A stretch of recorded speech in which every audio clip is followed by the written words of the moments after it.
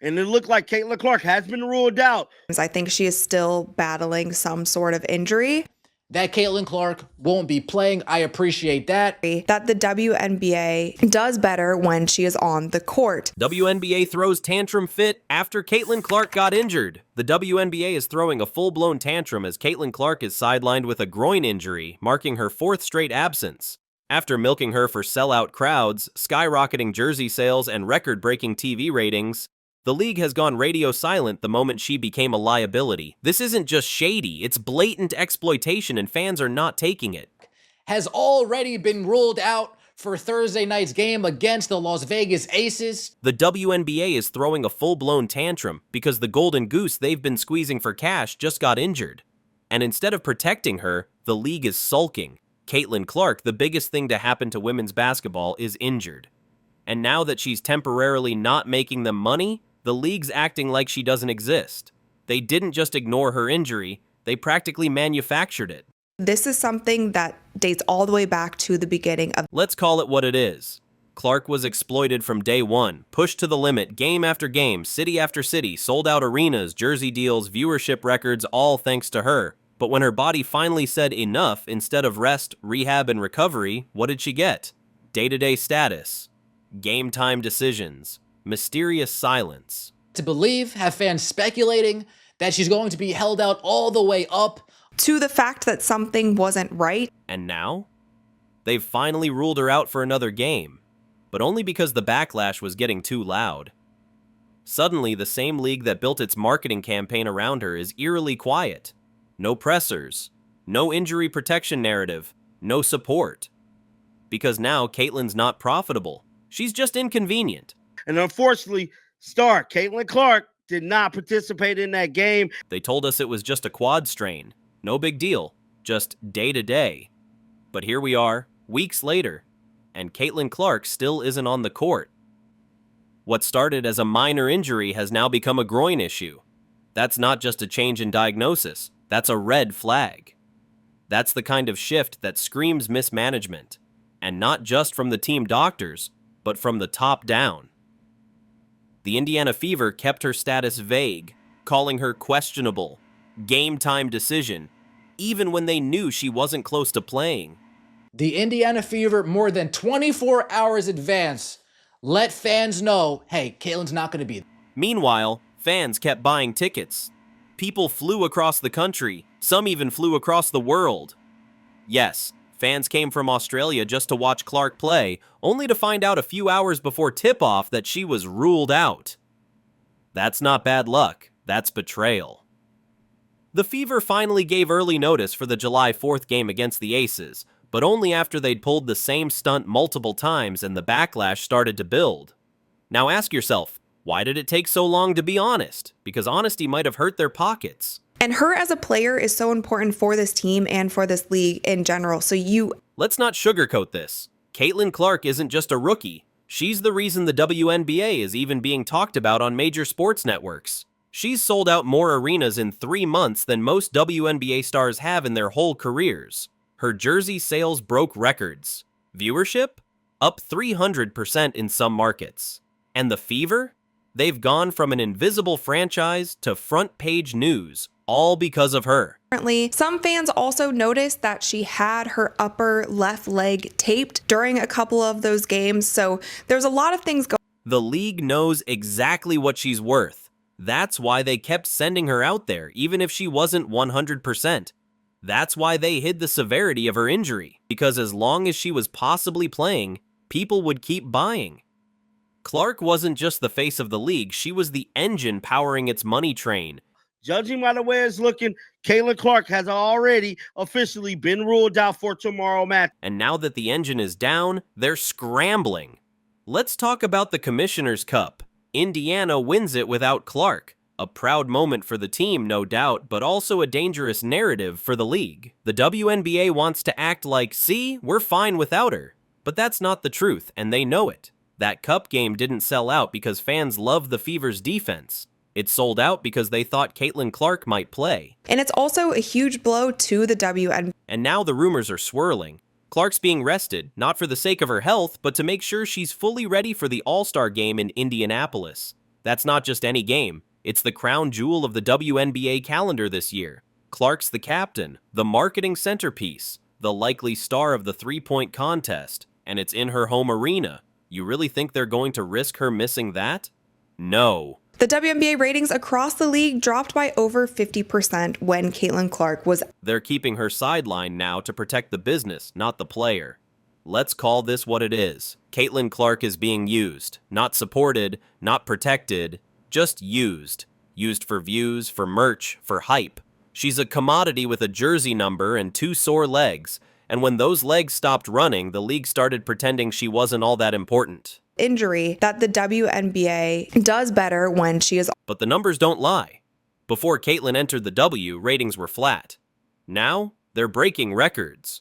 Before Caitlin, most games looked like preseason crowds. Now they're turning people away at the doors. And yet, despite all that, there's no league statement wishing her a full recovery. No campaign showing solidarity, just silence. But the thing that you have to be careful of is if, say, you try to rush her back from this injury as well, then you're getting into this territory where a very serious injury can. What makes this even worse is the timing. If this injury had been handled right from the beginning, maybe Clark would have been back by now. But when you treat a star like a workhorse and ignore the red flags, this is what you get. A rising superstar with a worsening injury in a league that doesn't want to take responsibility. How Coach Stephanie White would have no clue that nothing was going on with all of these signs where even fans were kind of figuring out what was going. The Fever should have shut her down weeks ago. The WNBA should have stepped in. Instead, they cashed every check they could while she limped through it. And now they're trying to move on like everything's fine. It's not fine. And fans are starting to see through it. Let's be real. They knew. They absolutely knew this wasn't just some tiny quad strain. The Fever knew. The WNBA knew. Probably even the team mascot had a gut feeling. Caitlin Clark wasn't just day-to-day. She was hurt. Is Stephanie White offering up some comments that has fans concerned this injury may be more severe? Now, Coach Stephanie White's recent pressers are starting to reveal what we suspected all along. Suddenly she's saying, "We just want to make sure she's 100%. We don't want this to linger. Let's maintain perspective."